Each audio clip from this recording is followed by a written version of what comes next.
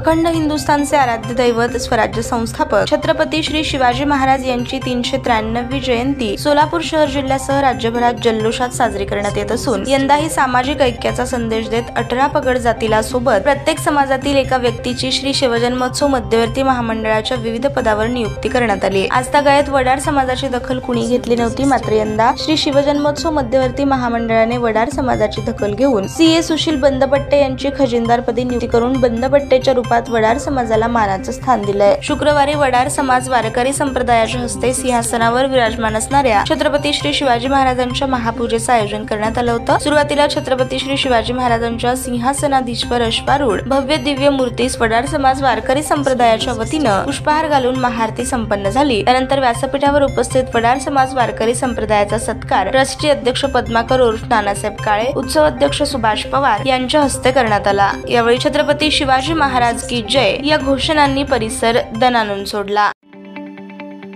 ताज्या बातम्या पाहण्यासाठी प्राईम महाराष्ट्र न्यूज चॅनलला सबस्क्राईब करा।